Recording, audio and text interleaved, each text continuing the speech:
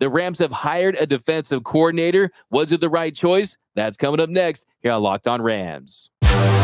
You are Locked On Rams, your daily Los Angeles Rams podcast. Part of the Locked On Podcast Network, your team every day.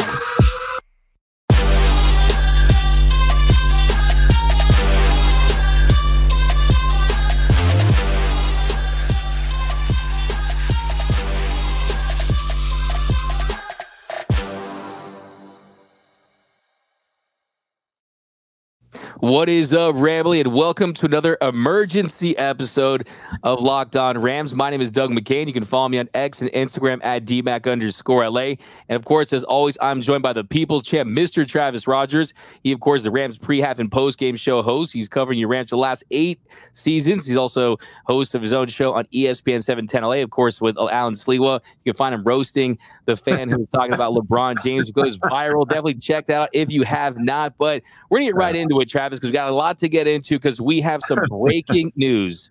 The Rams have found their defensive coordinator. They are promoting from within. They're hiring Chris Shula. And initially, the one I'm thinking of with Shula is, why didn't I think of this? I'm mad at myself for not predicting this because all the signs were there. He has paid his dues. He's been with the Rams since 2017. He's had so many different roles within this team. Of course, the first thing that pops out is the last name. He's the grandson of Don Shula. He's, of course, related to Mike Shula, who was the nephew of Mike Shula, who was the coach for Alabama. I like the move. I like the continuity. I like the fact they're going to run it back with the same system. And not only does he know the schemes, he knows how Sean McVay likes to run things. So I give this my stamp of approval.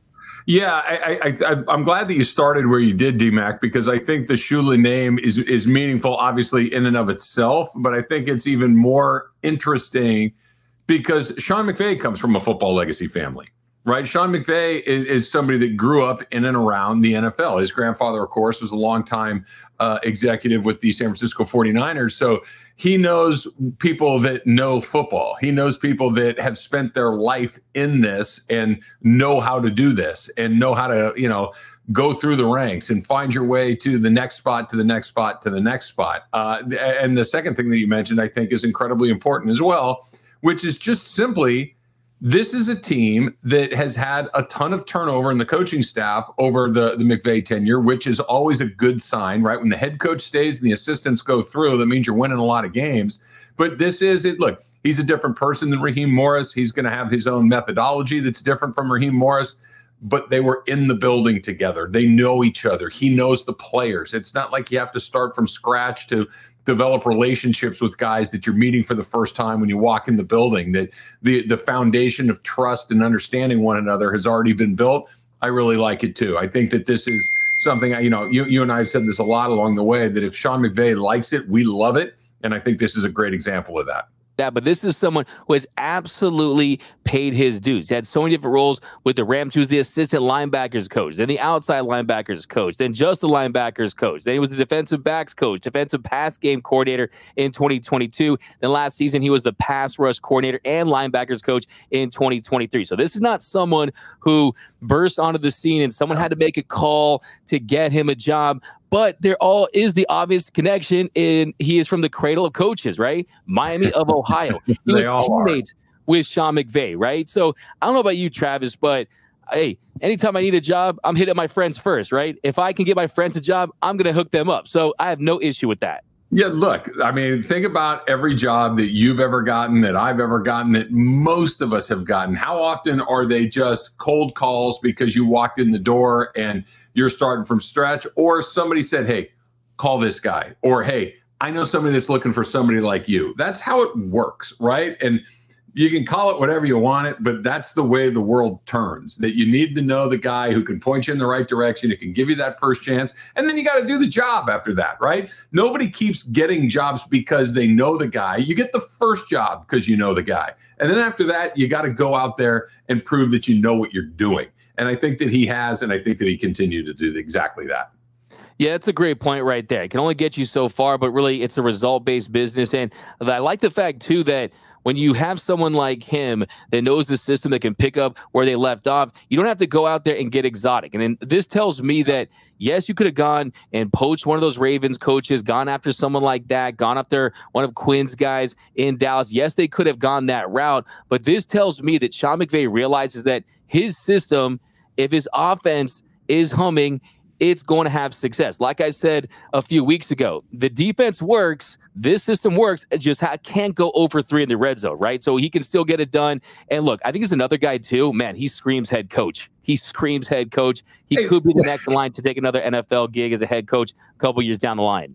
I think that's really interesting because if you look, I don't think there's too many people that get into the coaching game to become a position coach, to become a coordinator, that everybody starts out with the goal of, I want to be a head coach. I want to run my own shop. I want to have my own team. I want to put my own stamp on this. If I get a chance, I'll do it this way or that way.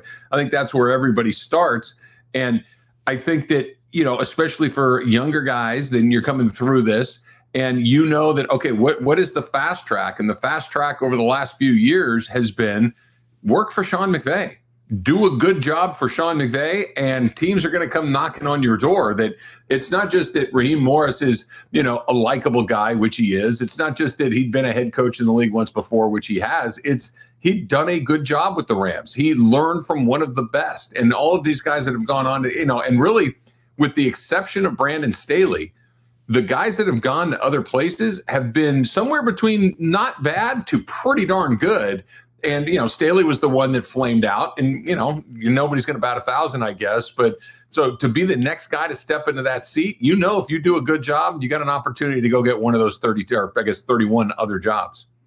There's no doubt about that. We've talked about on the show, too. Did other teams want to hire you? Well, the Dolphins, they expressed interest in having him possibly replace Vic Fangio. So there's that. But I also like the fact that, too, you keep this team young, right? You keep this team fresh, and you got that youthful exuberance. It does feel like kind of the days of these defensive gurus, their days are starting to be numbered, right? You're starting to see lots of young defensive coordinators. It's not an age thing or anything like that. It's just a system thing, right? And you're trying to see that as a trend thing, right? It's the ability to look. The players are always about the same age. The players are between 22 and 35, and they always, just the older guys age out, and here comes the new guys in. They're always in that window. Now, can you be an older player or a coach and have a success? Of course you can. Look at Pete Carroll and Andy Reid and guys like this.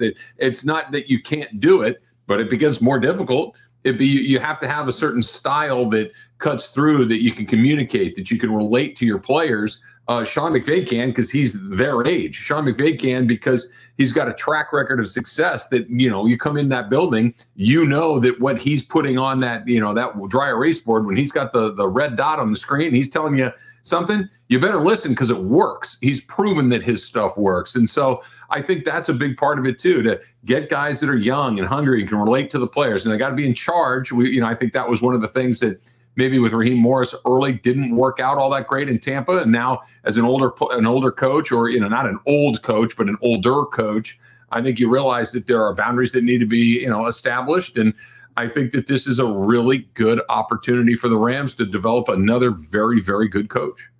Yeah, and the more that I think about it, too, with this team, they're going to make moves this offseason. They are going to put this team in a position to be contenders. And knowing that, you don't want that adjustment period early in the season. Before you blink, you can be 0-3, right? And you can start to reel. You want to really just pick up where you left off. He knows his responsibilities. He knows how Sean McVay likes things. I want to add one more thing, though. How do you make a first-time defensive coordinator at the NFL look good? You give him a lot of talent. You go out there in free agency, you fix the secondary, you add an edge rusher. That's going to be the biggest thing. And look, the reality is he hasn't been a defensive coordinator since he was at John Carroll, the Fighting Lobos, in 2014. So first time doing that at this level is going to be a different experience. My father-in-law is a proud alumni of John Carroll, so I'm well aware of the university. But the other thing that makes a young defensive coordinator or any defensive coordinator look good, have the offense score a lot of points, get leads, let your guys go pin their ears back and go get quarterbacks. The Rams are going to do that.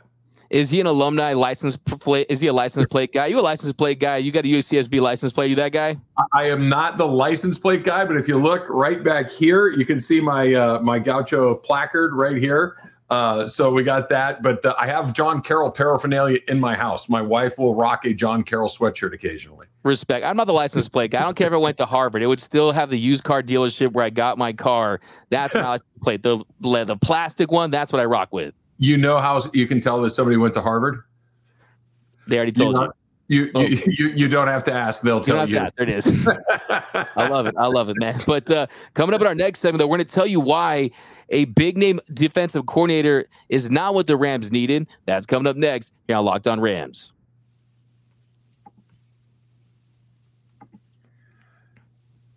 At the start of the new year, every small business owner is asking themselves the same question. What's the one move that I can make that'll take my business to the next level? LinkedIn Jobs knows that your success all depends on the team that you surround yourself with. That's why LinkedIn Jobs has created the tools to help find the right professionals for your team faster and for free. Think about this, right? Think about how hiring just the right person can unlock everything else on your team. We talk about this in football and sports all the time, and that's what LinkedIn can do to find that perfect new team member for you. But LinkedIn, it's not just another job board. LinkedIn has a vast network of more than 1 billion professionals, which makes it the best place to hire. Hiring is easy when you have that many qualified candidates to choose from. So easy, in fact, that 86% of small businesses get a qualified candidate within 24 hours. And of course, LinkedIn, the process is intuitive, it is quick, and it is easy. So post your job for free at linkedin.com/LockedOnNFL. That's linkedin.com/LockedOnNFL to post your job for free. Terms and conditions apply. And after you're done doing that, you might get a little hungry. And of course, we know what's coming up, right? We know what's coming up in a couple of Sundays from right now. And you're thinking, I got to eat DoorDash, right? You want to make sure that you're set up with what you need. Maybe you forgot something.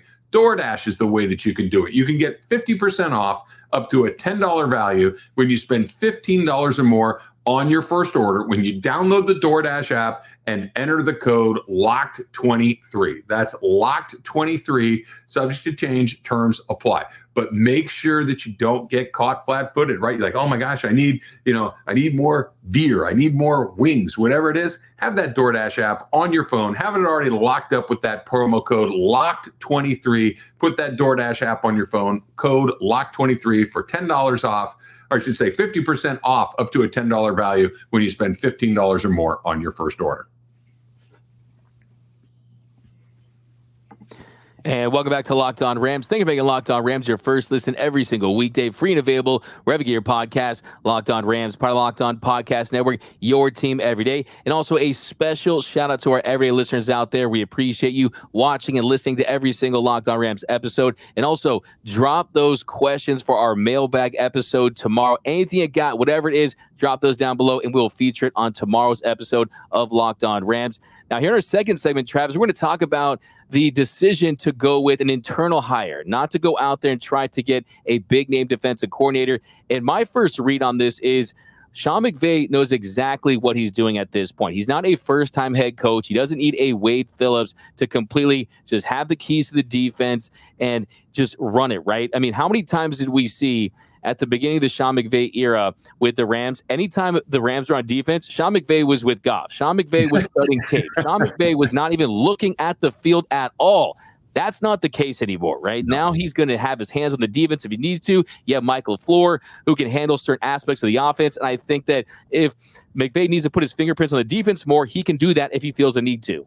Yeah, I'm going to kind of steal something from my co-host Kirk Morrison, who I do the pre-half and post-game show with. And Kirk, Kirk played 9 years in the NFL, and Kirk knows football. And Kirk said something to me about not just for players, but for coaches as well. That when you come into the league, you got to kind of remember what it was like to be a freshman in high school. You kind of get it. You've been in school before, but you're not quite sure where anything is, and you're a little uncertain about how you're supposed to go about doing something, and you can be a little intimidated by the older guys that know exactly where everything is. And then your second year, you come in, you're like, okay, I got to handle this, but that guy over there, he's still got a beard, and I'm a little scared of that guy. But by the time you're in your junior and senior year of high school, you got the run of the place. You know how it works. You know which teachers to avoid. You know which guys you want. You know, yeah, come on in here. I can help you with that. You just got this confidence. Well, Sean McVay is a senior in high school now, right? That it isn't just, okay, I'm just going to do the offense and you do this. This is, I am in complete control of what I do. I can go into my bag at any time. I can hire a more experienced person, Raheem Morris, Wade Phillips. I can go with somebody that maybe is a little bit greener, like Shula. That this is just, I've got it. I know when I need to interject. I know when I can pull back. I know what I'm talking about. I don't have to go about and worry about, Wade Phillips has got 40 billion years of NFL experience. Are you really going to tell him I don't think that's a good idea? Maybe not when you're a brand new coach. But right now, Sean McVay is no longer a brand new coach, hasn't been one for a very long time. So if he wants to go a little younger, makes a lot of sense to me. Going younger, going with someone that's been with this team, not just through the Super Bowl win, but also the Super Bowl loss, right? He knows what this team looked like when it didn't have success. He's seen what McVay has built. Also, he knows the players. He knows the coaches. He knows all the ins and outs of an organization that really doesn't want to go through a learning curve, right? That's the biggest thing for me. Also, though, think about our friend Aaron Donald. I wonder what Aaron Donald has to say about this. I wonder what he thinks about this. Of course, he's a strong advocate for Henderson, who's now with USC. I'm sure that he probably would have liked to see him in this position in a dream scenario for how close they were. But Shula, by all accounts, is very well liked, not just by his players, but by the team. And I think that it just makes such a great fit. Yeah, and I like that you brought up Aaron Donald, because when you have a player of that caliber, when you have somebody that is such a tentpole of your institution, if we're listing the greatest Rams of all time, how far down the list do you get in Aaron Donald? One name? I mean, it might be, he might be the greatest Ram of all time. And if he's not off the top 2 or 3, you're going to run it by him. You're going to take his temperature on it. Not that he's going to necessarily thumbs up or thumbs down it, but you're going to want to make sure that he has, the correct amount of investment in whoever gets that job, because he's going to be working with that person. So I can't imagine that Aaron Donald isn't anything other than fully on board with this, or otherwise I think they might still be looking. Yeah, I mean, I don't want to get too much of a tangent here, but when I first got into Madden, Marshall Faulk was my guy. So I want to say Marshall Faulk, but it has to be Aaron Donald, maybe Deacon Jones, right? But definitely not Brett Rippon.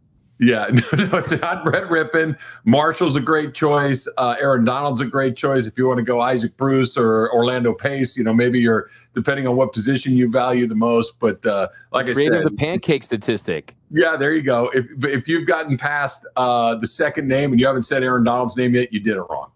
He's Aaron Donald, man. Doesn't get bigger, doesn't get better. But yeah, I mean, I think that there's no doubt about it. I like this move. Also, too, I know that I endorse Brandon Staley. I wouldn't have been mad at Brandon Staley. And this leads me to believe that Sean McVay was probably kind of thinking long and hard about bringing Staley back, because Shula is going to run a similar system. We saw Morris tweak what Staley did a little bit. I'm sure Shula will tweak what Morris did a little bit, but for the most part, they're going with what has worked for them.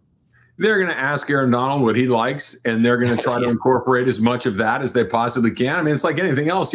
Who's my best guy? Okay. What does he like the most? Okay. That's a really good starting point when you're doing something. If you don't have a best guy, then you come in with whatever you think might be best. But when you have a best guy, and the Rams certainly do, you're going to start with getting some input from that guy. And I would imagine he's got a thought or two on it. And if it was, hey, I liked this part of what Raheem was doing, I really liked this part, I wasn't crazy about this, I know my ears would be wide open. Yeah, no, that's a fantastic point. Get on Aaron Donald's good side. Make sure that he is playing for you, because that's going to trickle down. Also, too, if I'm Shula, what I'm doing is I'm hitting up these players on my defense saying, hey, man, could you quote tweet Adam Schefter's thing and tell him how great of a coach I am, that the Rams got a good one? Because it seems like you need that now for the player to quote tweet the insider to tell you how good of a coach you are. So I'm sure he's probably hitting them up like, hey, man, why don't you shoot me off a tweet, man? I won't work as hard in practice, Whatever it takes. Look, by hook or crook, however it takes to get your next gig, that's how you got to do it, for sure. But speaking of Aaron Donald, of course, a multi-time Pro Bowler. Well, we're going to talk about the Pro Bowl. Should the NFL cancel the Pro Bowl? What should they do with the Pro Bowl? That's coming up next here on Locked On Rams.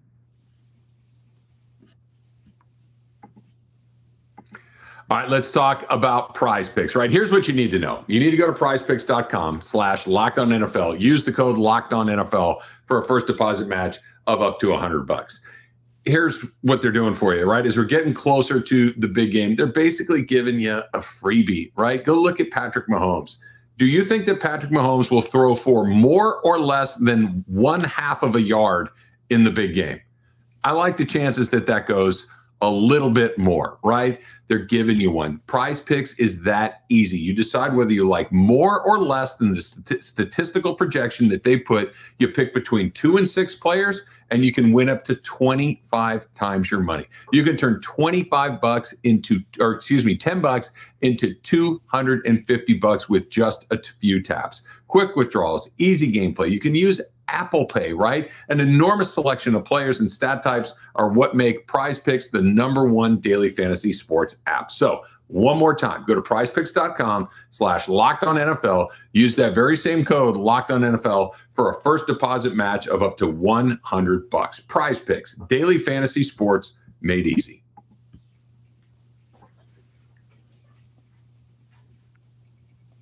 And welcome back to Locked On Rams. Thank you for making Locked On Rams your first listen every single weekday. Free and available wherever you get your podcasts. Locked On Rams, part of Locked On Podcast Network, your team every day. Now, Travis, of course, the Pro Bowl is this weekend, and the otherwise known as the Tyler Huntley Bowl. And Gardner Minshew. The Gardner Minshew Bowl, right? I mean, the Pro Bowl is just bordering on ridiculous. Of course, Aaron Donald, he's not playing. Matthew Stafford, he's not playing. And I think, look, you put on the resume, it looks great on the resume, but has lost its luster. I mean, if you look at last season, the ratings, 6.28 million, which I think a lot of pro leagues would take that number. That's why we're still going to see it. But it's a glorified flag football league. The competition level isn't where it was. So I'm just, I'm not feeling it, man. I'm not a big Pro Bowl guy. No, but a lot of people are, right? You just read the number, and it's an actual flag football game now. It's an actual dodgeball game now. There's like all of these other crazy things. Yeah, I know, right? I mean, look, here's the thing. You can't play real football without hitting people. And I don't know about you, D-Mac, but I don't want to hit somebody unless I'm getting paid. And I'm getting paid a lot of money. And if I am Stan Kroenke or Sean McVay or Les Snead or any of these guys, the last thing I want to see is Aaron Donald running into somebody for something that's not the Los Angeles Rams and their ability to win a game. I don't want to see Matthew Stafford get hit. I don't want to see anybody in these things. It's goofy, it's silly, it's all of those things, but the players kind of seem to like it, and whatever, you know, I'm with you. I don't know if I've ever really kind of got into it all that much, but whatever. You know, when we get to the UFL, I'll be wishing for the Pro Bowl, right? When we get to the spring football leagues, I'm like, where are those Pro Bowl games? Maybe I'll TiVo it and we'll run it back in a few months. Yeah, and the reality, you know what's crazy is, like, look, the Pro Bowl, it has gotten so bad so quickly, but it wasn't always this terrible. I remember 2006, my favorite moment in the history of the Pro Bowl, when Sean Taylor absolutely stole Brian Moorman's soul.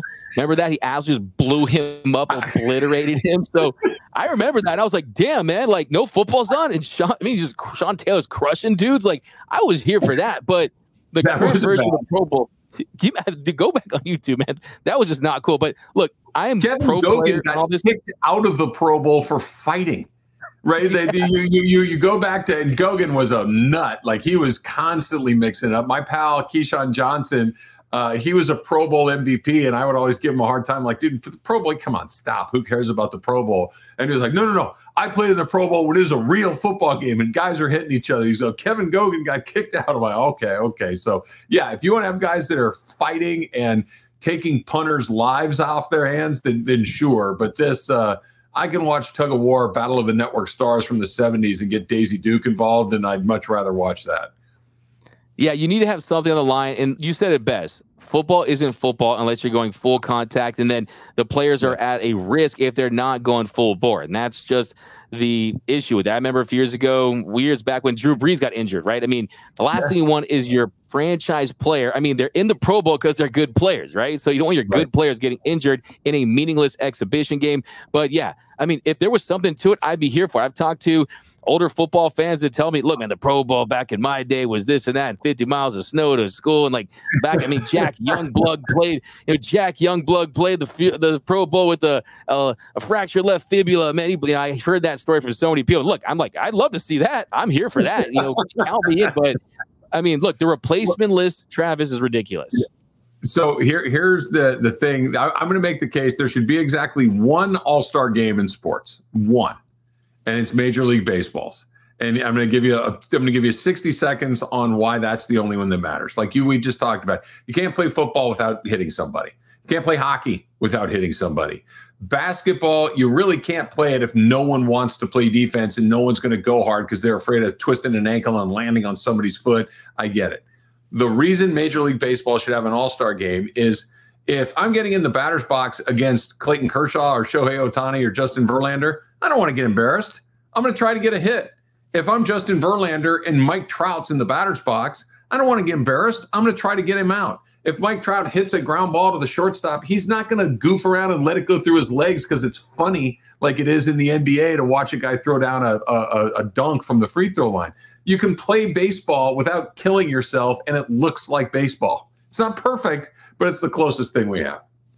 That's a really good point. Having said that, though, I've had people tell me, oh, D-Mac, you should like the All-Star game more, the pageantry, the midsummer clash. But my response to that, though, is I always say this, Travis. I always say I'd rather see the two worst teams in Major League Baseball.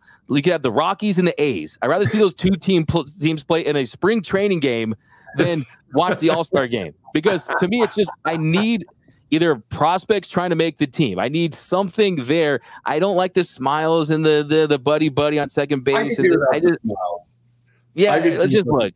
But if there had to be look, I'm a little older than you, so I will say this. I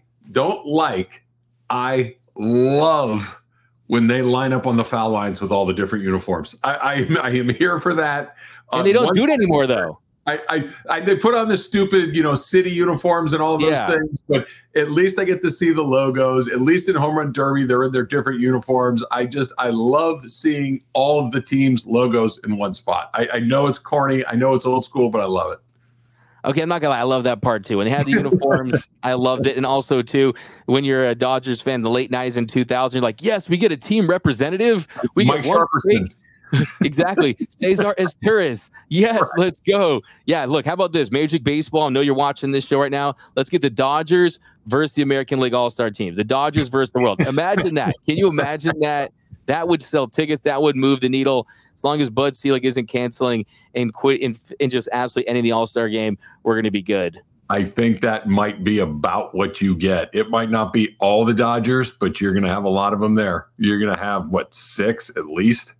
I feel so bad. Evan Phillips is just going to not make the team because they're like, we can't have no saves. Yeah, they're like, sorry, man. Sorry, Evan Phillips, you have 50 saves, but no, man, too many Dodgers already. But the Rams got their defensive coordinator. We both like the hire, but let us know what you think down below in the comment section. Do you like the hire for Shula? I definitely do. I think it's a great hire for this Rams team. It's going to have a big year in 2024. But that's going to do for this episode of Locked On Rams. My name is Doug McCain. You can follow me on X and Instagram at DMAC_LA. And of course, as always, you can follow the People's Champ, Mr. Travis Rogers, at Travis Rogers. Google LeBron James, Travis Rogers right now. And until next time, whose house? It's Locked On Rams house.